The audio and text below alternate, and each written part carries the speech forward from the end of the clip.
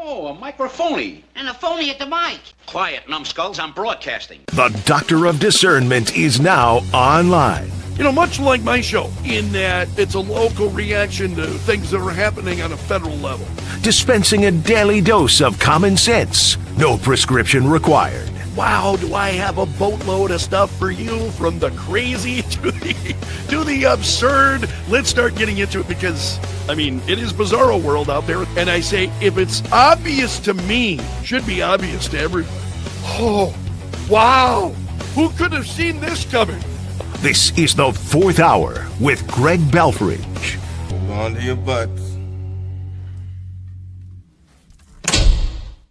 Broadcasting from my basement bunker beneath Kettle Radio. Welcome to the Fourth Hour with Greg Belfrage. Hope you had a wonderful weekend. I am just feeling absolutely horrible today. This morning has just been rough. In fact, I'm thinking, time to go home. All right, the president announces his next target. Wants to make sure that elections are fair and honest. I'm going to lead a movement to get rid of mail-in ballots. And also while we're at it, highly inaccurate, very expensive, and seriously controversial voting machines, which cost 10 times more than accurate and sophisticated watermark paper, which is faster and leaves no doubt at the end of the evening as to who won and who lost the election. We are now the only country in the world that uses mail-in voting. And he goes on to talk about the fact that is because other countries know it's just rife with voter fraud. So he said the effort will be strongly opposed by the Democrats because they cheat at levels never seen before.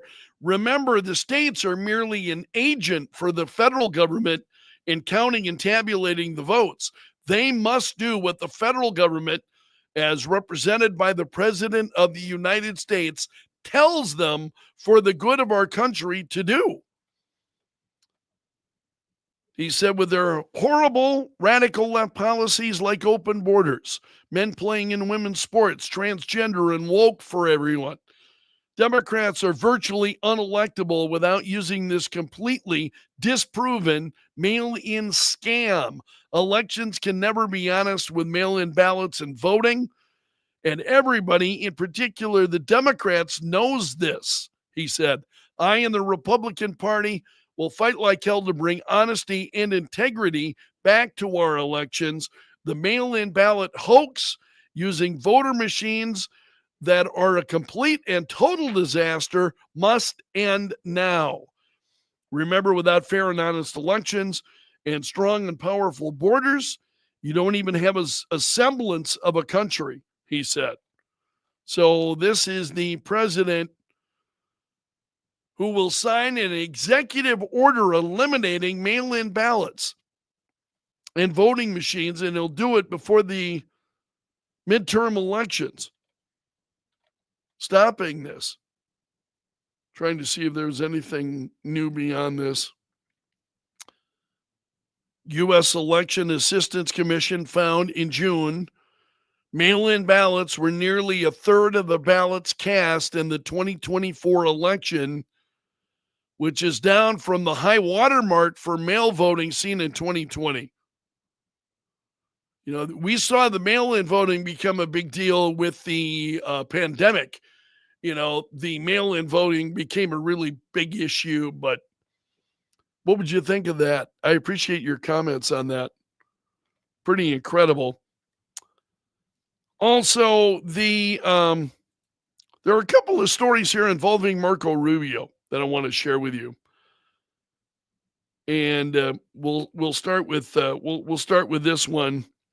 He was on ABC's This Week, and it's a little over a minute long, but I want to roll this clip because Marco Rubio is just, the guy is phenomenal, I think, and this is a great example of why I say that. Oh, buffering, sorry. In fact, I'm going to buffer that entire page. Okay. And we'll try again. Here we go. Can you name any concessions that Vladimir Putin made during this meeting? Have any I wouldn't name them on your concessions? program. Have any I concessions wouldn't Name been them on your asked? program. Why would I do that? Where is the Yes, because you can't have a peace agreement. No, you can't have a peace agreement unless both sides give and get. You can't have a peace agreement unless both sides make concessions. That's a fact. That's It's common true in virtually sense. any negotiation. If not, it's just called surrender, and neither side is going to surrender. So both sides are going to have to make concessions. So of course concessions were asked. But what utility would there be of me going on a program and tell you we've wagged our finger at Putin and told him you must do this and you must do that? It's only going to make it harder and less likely that they're going to agree to. Of course. So these negotiations, as much as everyone would love it to be a live pay-per-view event, these discussions only work best when they are conducted privately in serious negotiations in which people who have to go back and Totally makes respond to sense. constituencies, because even totalitarian governments have constituencies they have to respond to. People have to go back and defend these agreements that they make, and so and figure out a way to explain them to people. So we need to create space for concessions to be made. But of course, concessions were asked. I really think he is just absolutely incredible, and the way he responds to this. So it's another one of those. It's kind of like a duh moment, you know. You get the media, it's like duh, and he's like, well, no, of course I'm not going to talk about that. You know what concessions and of course I'm not going to say that. I'm not going to answer that question. Do you see the look of disbelief on his face? I really wonder sometimes, because I like Marco Rubio, and I wonder what he's really thinking, because you know, are these people really as dumb and as unprincipled as I think they are? Now, while we're talking about Marco Rubio, there's a story over at Breitbart, and they lifted another thing he said, which I thought was important. And he's saying, here's the thing to remind everybody. And when the president says, this is not our war, let's be frank. This is not a war.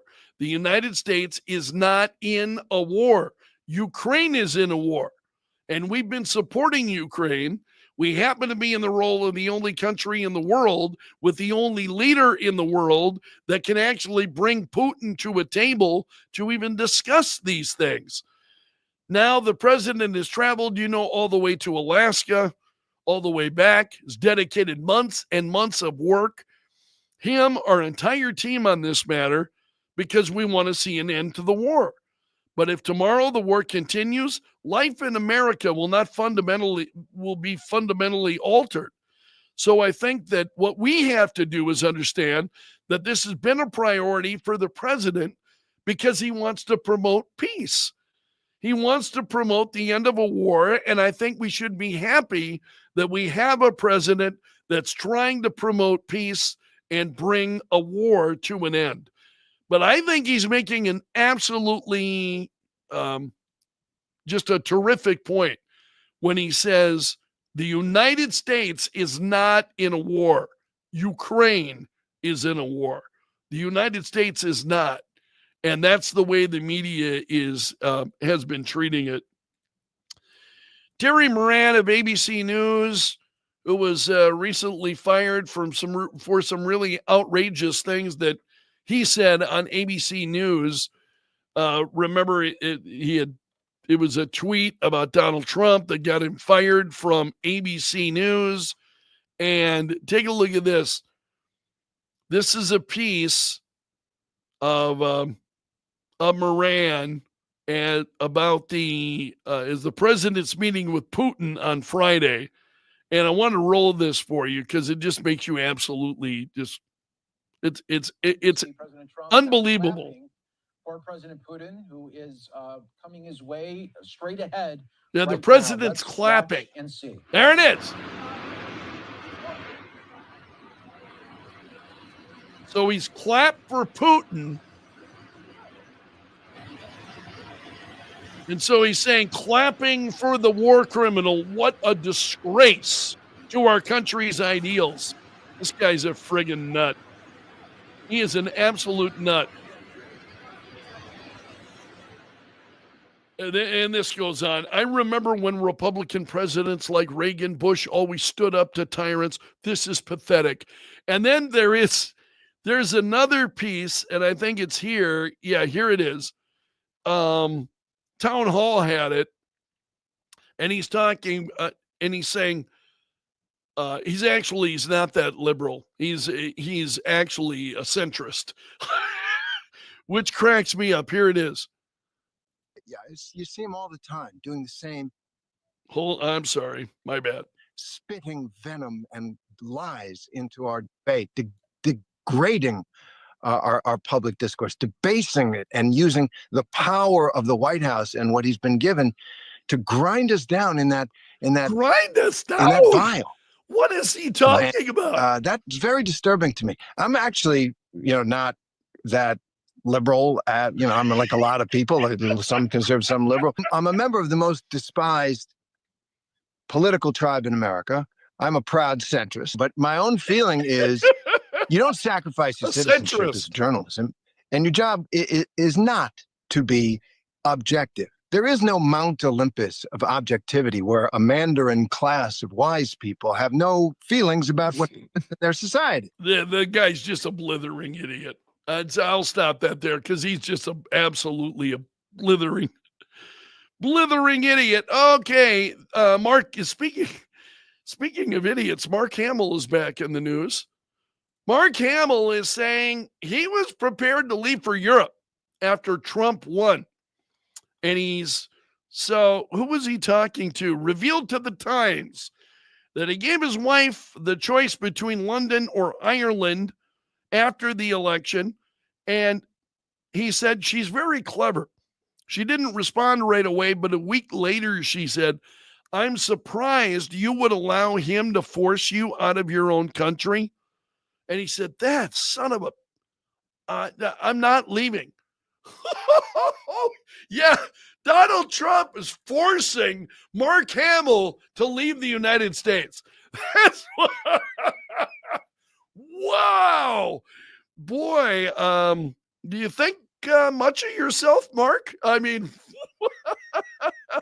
yeah, that's what Trump was doing. And now the whole thing has been laid bare. We all know that the whole thing was a plan just to get Mark Hamill to leave the country. Just absolutely idiotic. And speaking of idiotic, let's go to James Comey. I talked about this. He is talking about Taylor Swift. Posted a video on social media yesterday saying that Taylor Swift's music gave him the strength to oppose Donald Trump. And he said, I'm in a family's Swiftie group chat. I know all her music. I listen to it in my headphones when I cut the grass, he says. So he said that Swift's music has been a major, and I'm not judging him that he likes Taylor Swift music, whatever, fine. It's amazing to me. He's trying to draw comparisons to being, what Taylor Swift has said about politics. And Taylor Swift has said very, very little about politics.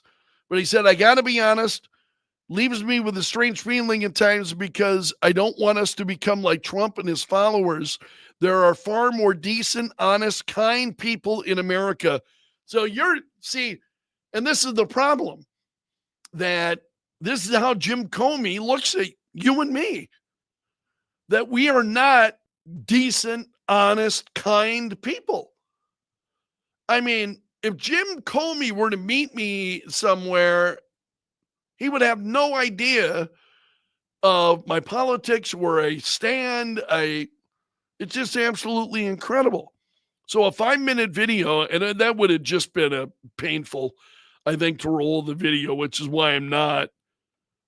He said, I'm not an advocate for weakness. Of course, we need to stand up to jerks and defend what matters, but I think we have a right to do that without becoming like them. And that's why he's a Swiftie. That's why he loves Taylor Swift. She's made that clear. She sees Donald Trump for what he is. Oh, please. So now James Comey is a Swiftie, and in a 5-minute video is explaining why that's the case. Woo! People are getting out there, man. They are really getting out there. You got Mark Hamill who says, I'm not going to let that SOB Trump let me chase me out of the country. What? Yeah, Donald Trump went and won the election just so we could get you out of the country. And then you got James Comey, who loves the politics of Taylor Swift. This just gets more and more outrageous by the day. And we'll leave it there. You made it to the end of the video, so you are part of my gallery of champions. Special salute to the Bunker Brigade. Those of you who are here each and every day, I appreciate all of you. So until tomorrow, my friends. Oh, I do want to remind you, I'm going to be on vacation next week. I'll be on vacation all week.